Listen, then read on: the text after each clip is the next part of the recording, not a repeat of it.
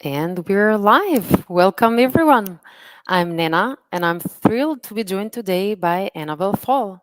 Annabelle is a CHRO with very long experience, having various roles as a leadership advisor, strategy consulting to sustainability projects with over 25 years of experience driving people strategy across global companies like McKinsey, Zurich Insurance, and Zalk Group, helping companies rethink how we develop, support, and challenge our people.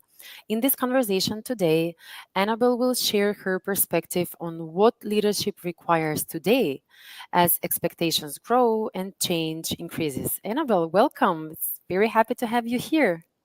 Thank you, Nena, and thank you for your kind words. I'm very excited to be here. It's a topic that's very close to my heart and very important to think about what is changing and what it means for leadership. It's a topic that has come up, I think, for the last 10 years. I say we're preparing people for the wrong future, but it seems we still continue to do that in parts, even though we're Mm, trying to do it differently. mm, mm. But, what we So, before we jump in, let's make this interactive. I'll ask the audience to drop in the comments where you're joining from and share perhaps one leadership habit that you think we should leave behind.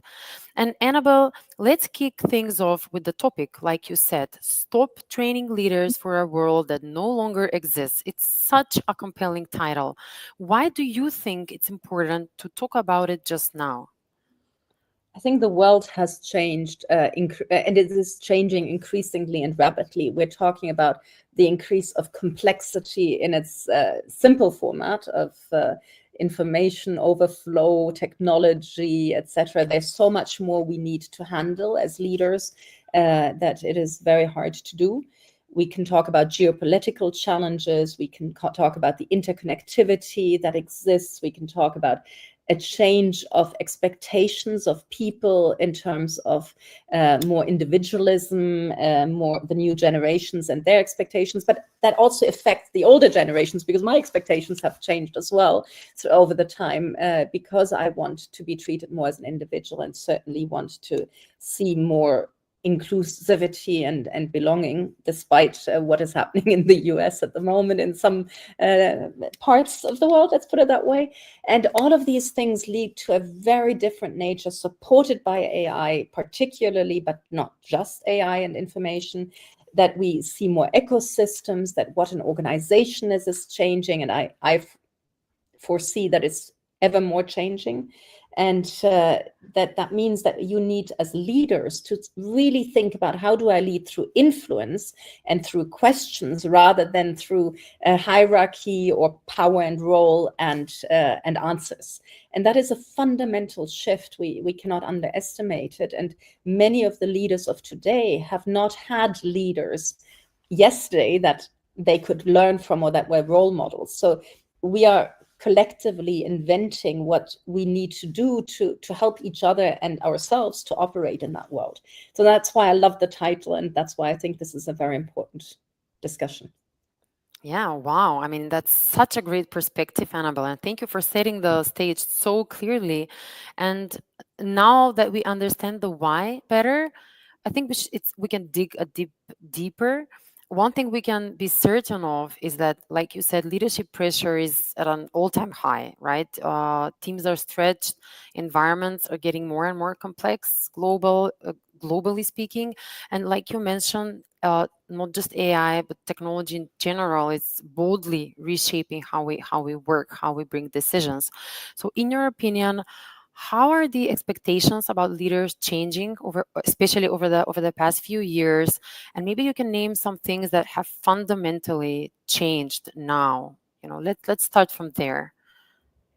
So I think the fundamental shift is really the one of how to operate and how to motivate others. It's no longer about giving answers or telling people what I've done in the past and assuming that they will do the same, but actually listening to what people see and would like to do, and actually always collectively learn. So the topic of collaboration and letting yourself as a leader not have answers at all is very, very destabilizing, because we want to have answers, but at the same time, probably also the most rewarding part of what has fundamentally shifted.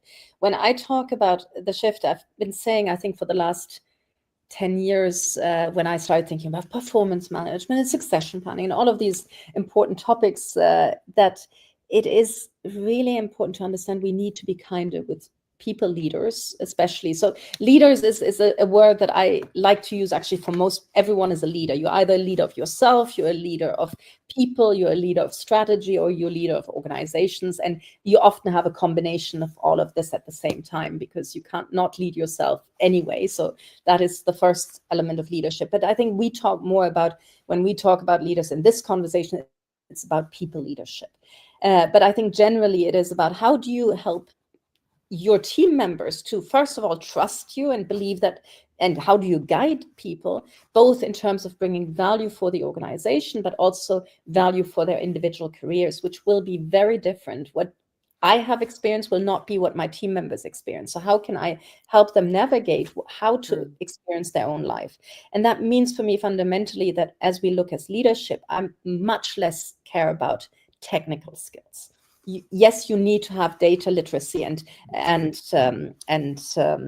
what did I want to say? Data and AI literacy. Those two things you need to understand it. You need to be able to talk about. You need to understand the shortcomings and the capabilities of it. And you need to probably have you need to have an ethical framework. That's probably the hard skills that I would say exist. Whereas otherwise, other than that, it's for me also hard skills, but more human part.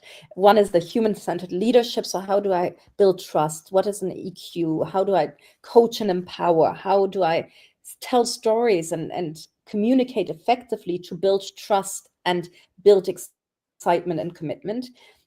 How do I build my own resilience and self-management and empower others to do it, accepting that everyone has different rules? So it's not about 9 to 5 for everyone. So how do we operate in this more hybrid and distant world that we trust and create the environment that everyone can thrive in their own way? So it's not about treating others the way you want to be treated, which is what we always probably many of us grew up with, like treat others like you want to be treated. It's really much more treat others like they want to be treated. And that's a fundamental shift. So how do you bring all of that in there while also having much more openness to cross-disciplinary and cross-cultural collaboration? So all the human-centered leadership. And the second topic I would say is the adaptive and strategic thinking, which AI cannot take away. So how do you use the information you can get to be adaptable and have agility? How do you ensure critical thinking in this complex setting? How do you do problem solving in a meaningful way and with an impact focus, and ensure creativity and innovation, be open for that? So in essence, for me, it's 3 big buckets that you need to think about. One is human-centered leadership, adaptability and strategic thinking, but also, as I said at the very beginning, as a foundation of the more technical skills, which is digital and ethical fluency. And those are topics that we have seen emerge for a while, but I think there's more to be done. Wow, that's very powerful, because you're basically reframing leadership, not just as a position, but as a capability that just has to keep evolving. And what you're saying, rethinking how you operate, and not just taking examples from the past, but having this collective learning, using the collective intelligence of your team, and preparing for the future. I really, really love that shift is real, especially in how we expect from leaders to show up for their teams daily, right? And one thing I can say is that we've seen companies in the past trying to invest in their leadership development programs, right? But I think that what you're saying is that to move beyond just this skills training and avoid perhaps some of the blind spots that companies can very easily fall into.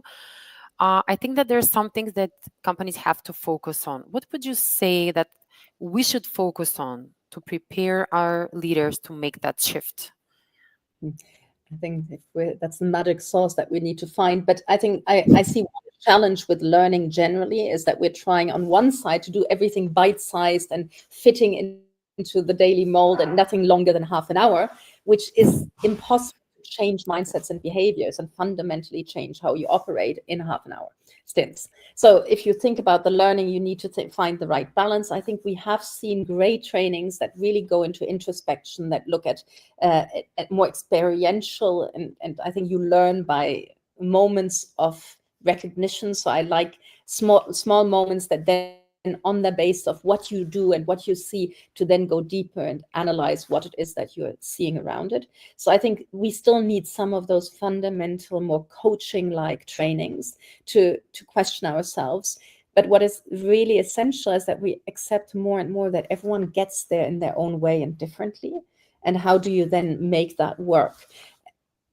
The other challenge really for me is the distributed teams. And I love it. I personally find it's much more inclusive in many ways, because no one is in the same room. So everyone is in the same room. It's the virtual room.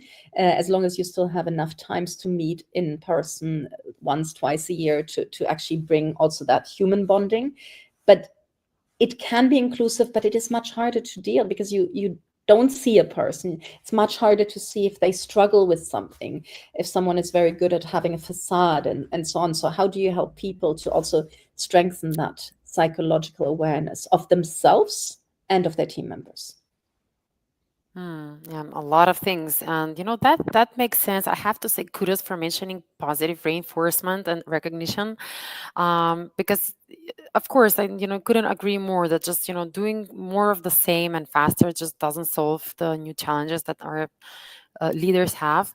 And it's often those real world parts of being a leader that gets skipped, I would say. And from our perspective, it's one of the reasons why we've built our new manager AI agents. We were aiming to give every leader a real-time personalized support in the flow of work when things are actually happening. I think that's also a big change, because now, with the help of the right technology, instead of having to wait for the next training session, that next opportunity for me to consult with somebody on how to move things around, leaders should get that smart actionable nudges on how to lead better, how to make the right decisions, how to lead with data when it matters the most for their people. And I really appreciate that you mentioned the topic of dispersed teams, because I think it's a reality that a lot of leaders are helping today. Is there anything from your experience that you've actually seen work that you want to share with the audience when it comes to these teams?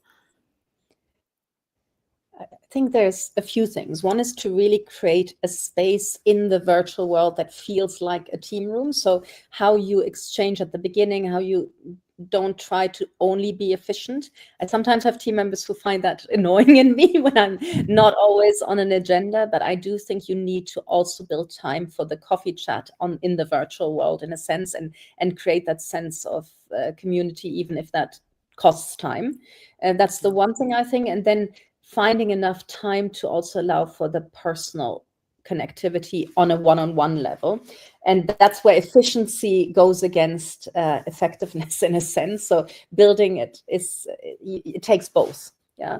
And I think Jana mentioned also in the comment here that for her, one of the biggest topics is that we need to continue to give feedback, but see feedback as dual road. So for me, I normally end a conversation always asking if this was efficient and helpful. If it's especially on the one-on-one, is there anything I could have done differently? Is there something that you would need? And I ask for that feedback, because I think the more you model the asking for feedback and providing feedback, the better it is. Not that I'm always good at it, but I'm trying to be. That's amazing. Great tips. Great tips. And a lot of them can be applied very easily. You just need to have the appetite and willingness to change. So thank you for that. Now, if we look ahead, how would you say that this being ready for today would look like for, let's say, a first time manager versus a seasoned leader? Because I think it's quite a different approach that we have to take, right? It's really a different thing. What would you I'm not say? sure which one is easier. I don't think it's clearly easier to be a seasoned.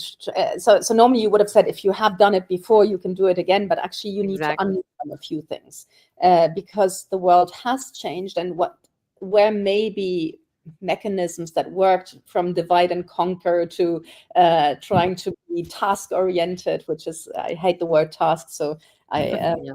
not that you need not do and have impact and contribute. Absolutely. But defining contribution as task is already limiting it in my mind. But that's maybe just a personal pet peeve. But I think a new people lead will need to understand the complexity and probably get some positive reinforcement, but also coaching and mentoring of how to be okay that they don't know the answer, be okay that they are operating in this world of flux and change, which is not always easy to operate in. And that is why there I feel more giving a safety net to some degree is what I would focus on more for first timers, giving them at the same time a playbook of all the things that they need to do in terms of processes, etc. And sort of nudges that you mentioned, I think are always very helpful to just remind, did you provide feedback to someone today?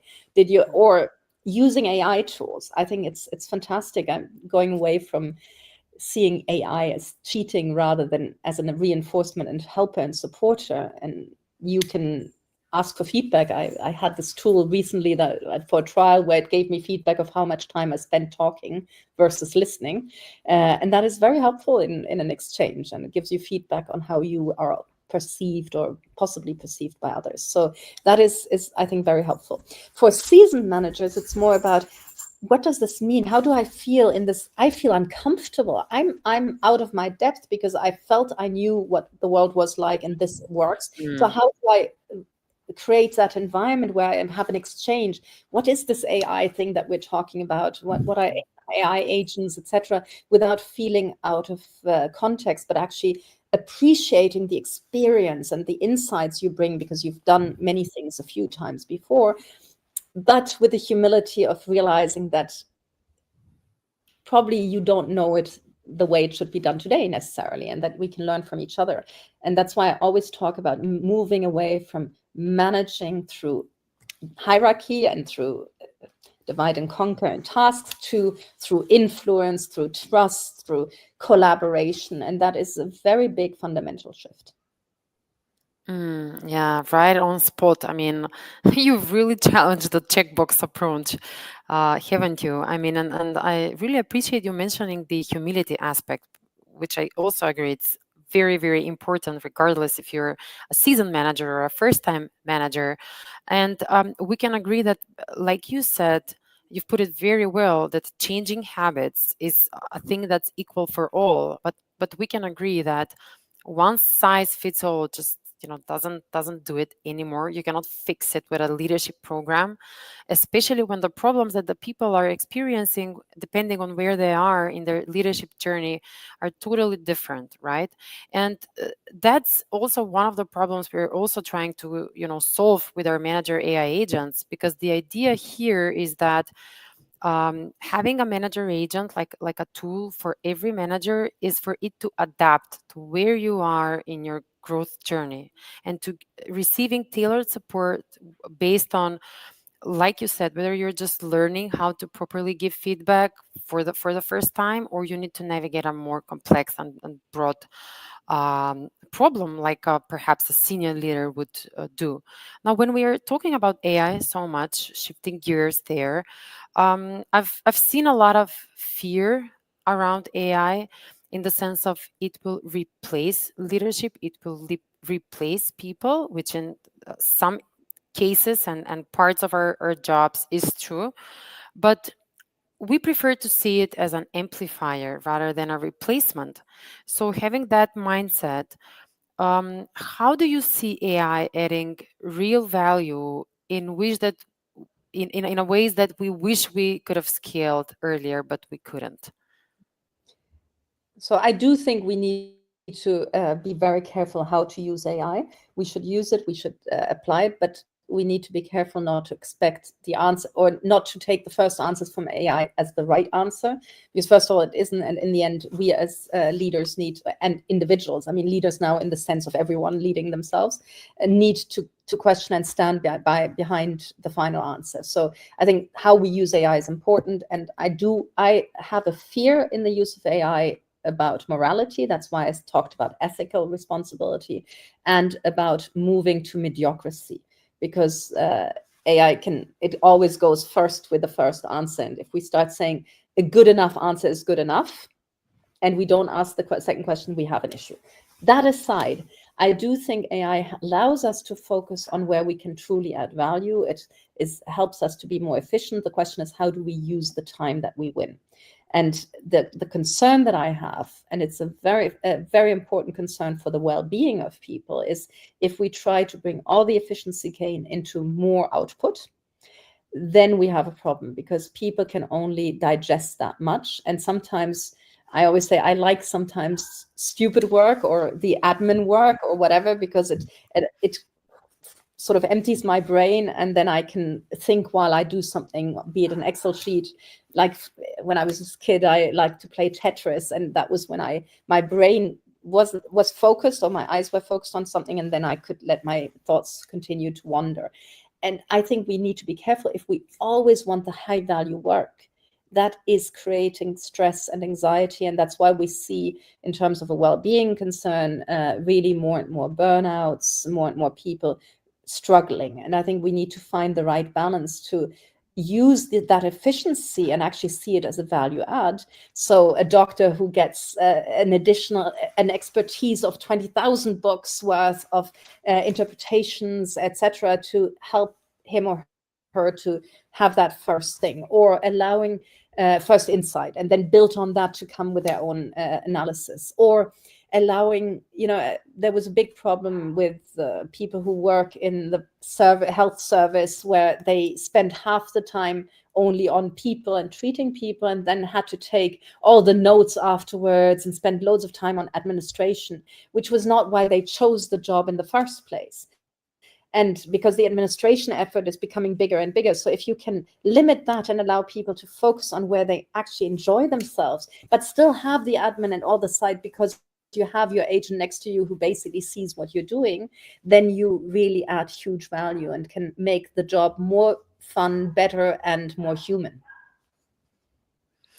Wow, exactly. And I'm very glad that you took the conversation in that direction. I was just going through some of the comments in the box. We have somebody from Lagos saying that, and this really, your comment aligns with what our listener is saying, is what some of the leadership things that have to be left behind are the expectation to always be on. Available, a lot of time being spent on meetings, and willingness to refresh your perspective. Thank you for that comment. Very valuable, very much on point with what we're discussing here. And um, what we all agree is that the real opportunity isn't about replacing leadership, but quietly supporting it.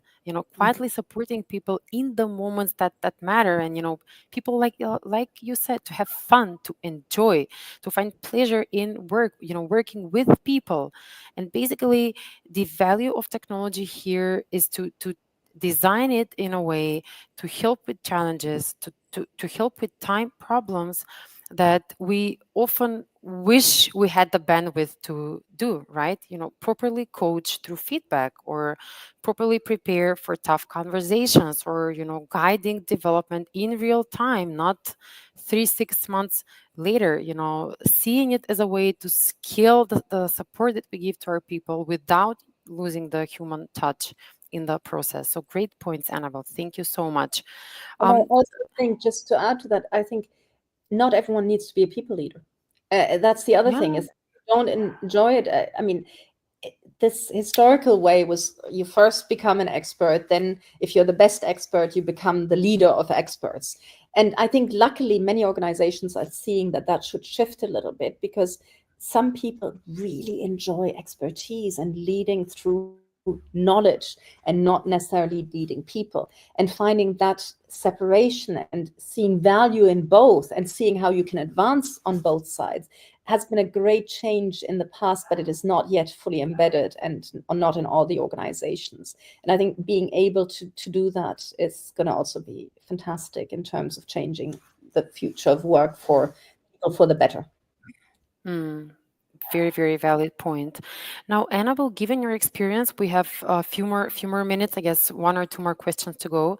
I would like to tackle a bit from your experience. I'm sure that you've seen firsthand how trust and empowering people can either, accelerate or erode companies' culture. So I was thinking if you can share with us what are some of the things that companies do it right? When I say do it right, I mean, what are successful companies doing to build trust across the system? So, not trust in the individual, but across the system. And when done right, what's the impact that we can expect to see? It's a big question. So Big question it's for the end. hard to find an answer, but I think a lot of the things we do, and I'm at fault here too, because I've been in the people function. We sometimes try to have very structured succession planning, structured feedback, and yearly sessions, etc. I think if we try to over-index on process and under-index on content, we have an issue. And I think trust is all about over-indexing on the content, not on the and building that and having that curiosity to understand why someone is doing something. So refraining from judgment and to questions or curiosity is a very important shift if you want, as an organization and as a leader, to build trust, because that is important. It is, however, sometimes difficult because it is much harder to know what happens with people when you don't see them. It is much harder to help people, even because we human beings often, when we're not doing well, be it emotionally, having a brain health, I think it's called now, not mental health, but when you're not doing well, you do not ask for help because we sometimes miss the words or feel uncomfortable. And that is even harder if you do that. And trust is built on people functioning. And if people have struggles, be it family concerns, etc., and you don't see it, you don't know when to intervene to help. And I think that's where the risk is of complete empowerment and trust if you're too far away. If you build the relationship and exchange often enough and have built that common exchange and willingness to be human and vulnerable on both sides, and explain that side from both sides, that's helpful. I think we all sometimes struggle, and I certainly haven't always been a great leader, and I probably will do mistakes again. And being kinder with yourself that you do that, but then acknowledging when you have done it, and trying to find a way out is also important. I'm not sure I'm answering your question, because your question was very Yeah. complex, because it's Yeah, organizational you level, and have, you the have. answer is on that No, level. you have, and it was incredibly insightful and I would say very deep. Especially the part I loved it about vulnerability and being kind to yourself, admitting that you can make a mistake and fix it. I think it adds very big point into the system level trust. And I think we can say that the ripple effect that we can expect is real because, when people feel equipped and empowered and trusted, it the expectation is that it doesn't just improve how they lead, but it also, I think, it strengthens this how to say connective tissue that we have across the entire organization. you know s- Going with culture, communication, the resilience that you mentioned at the beginning, that we need more than ever. It all traces back to this foundation that you're talking about right now. It shows that it has to be built into the system, not just the individual. So with that, I would like to close this short conversation to first thank you very, very much for this rich and honest conversation. I think that we're living with so many practical insights. To everybody joining, yeah, I hope some. I'm first, not so sure they're that practical, but I hope I've managed to install some thoughts. And thank you for the comments we are seeing here. We haven't seen that many, but if you have any questions, you can always reach out afterwards as well. Of course, yes. So, to everybody joining, thank you so much. Thank you for being part of this conversation. Like Annabelle said, if you have any additional questions for Annabelle or ourselves, just drop them in the chat and we'll try our best to respond in a recap blog post. I hope you enjoyed this conversation. Follow us here or subscribe to our newsletter. We have a lot of great online events coming up in June. And Annabelle, thank you once again. Thank you all for tuning in. Thank Bye you. Thank you bye. so much. Bye.